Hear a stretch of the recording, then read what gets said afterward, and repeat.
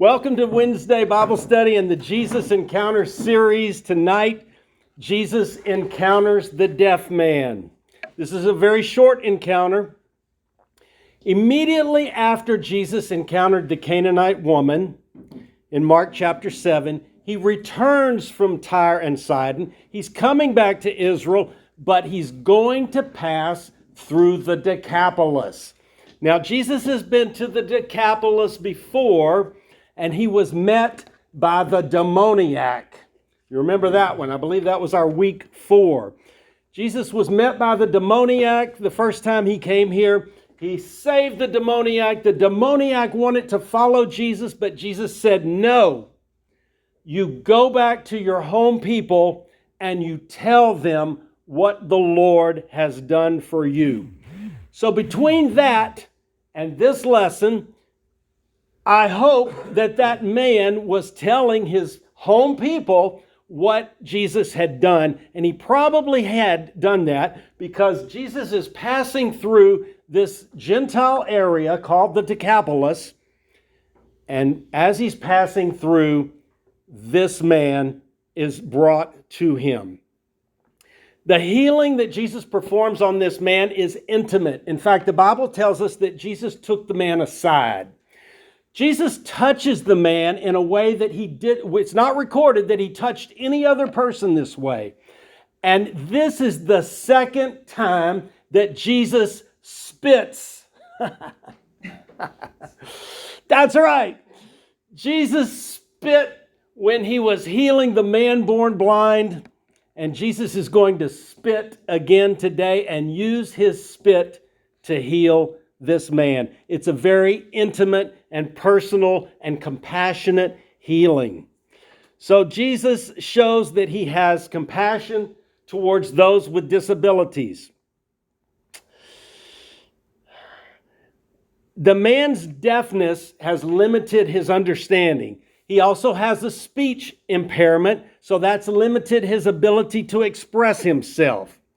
He lives lost in silence, yet surprisingly, he has some friends, and his friends are the ones that bring him to Jesus. Maybe the Gerasene demoniac was one of his friends, and he said, hey, I know this guy, and he saved me out of the tombs. Come on, I'm bringing you to Jesus. But of course, the man would not have been able to hear what he was saying. Maybe he read lips. So let's see how it happens. This is only found in, let me go back and see. I don't think I told you where this is. I believe this is in Mark. Yes, this is in Mark. So Jesus had 2 encounters in the Decapolis. The first one down here, Gerasene demoniac, that was in Mark chapter 5. Now, 2 chapters later, we're in Mark chapter 7. And here's the map. He's been up here in Tyre and Sidon with the Syrophoenician Canaanite woman. And he's going to come back here to the Sea of Galilee, the Bible says. But as he's coming back, instead of coming down this way, he's purposely coming down this way through the Decapolis. The Decapolis was 10 cities. That's what the word means, Decapolis. 10 cities. That's a Greek word. And they're Greek cultured cities. So he's passing through, coming down to the Sea of Galilee. It looks like he went out of his way to go there. And he probably did, but he had a purpose. So he's coming through. Both of the encounters that Jesus had in the Decapolis say that the encounter produced widespread amazement among these people. The encounters also show Jesus' power being exercised outside of Israel, which is what we saw with the Canaanite woman and what we're going to see with the deaf-mute man here. And this also prepares the way for the Gentiles to come into the church in the book of Acts. So Jesus is evangelizing these people that most Israelites would consider completely heathen and idolatrous people. But Jesus has compassion on them. All right, so here we go, beginning in Mark chapter 7. Again, leaving the region of Tyre, he went by way of Sidon to the Sea of Galilee, through the region of the Decapolis. So, as I said in the introduction, Israel never fully possessed the land that God promised them. The Tyre and Sidon regions were part of the boundaries of the tribe of Asher, but the tribe of Asher never even occupied either one of the cities of Tyre and Sidon. So instead, the tribe of Asher coexisted with the Canaanites.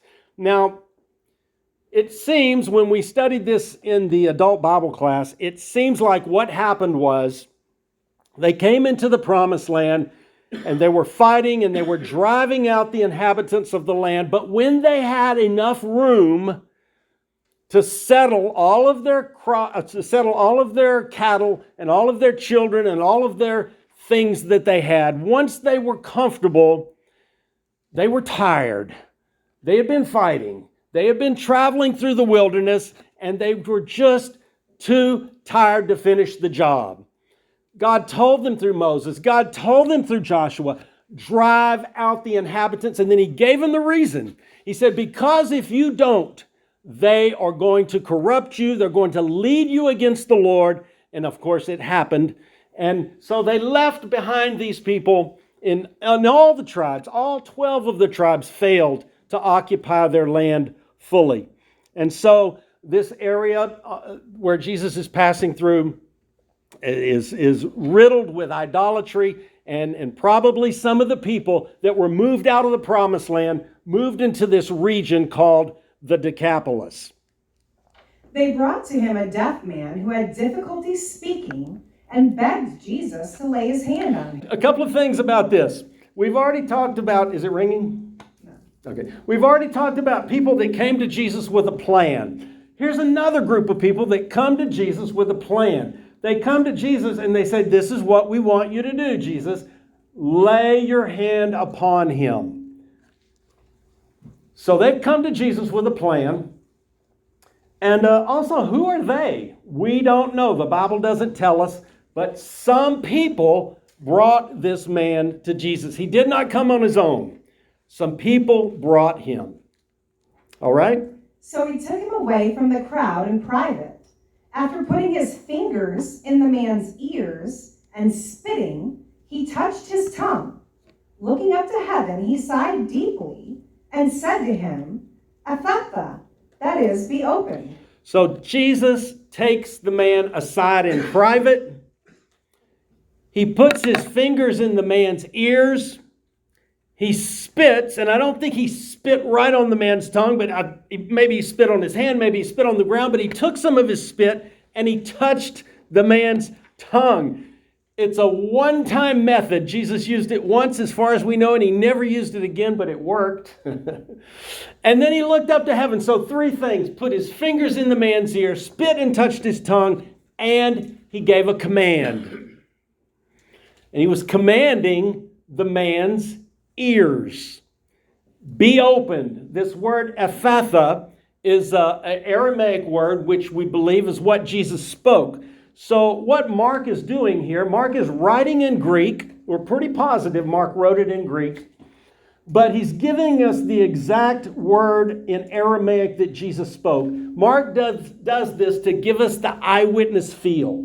So we can feel that we're right there with Jesus. So Jesus commands his ears to be opened. All right.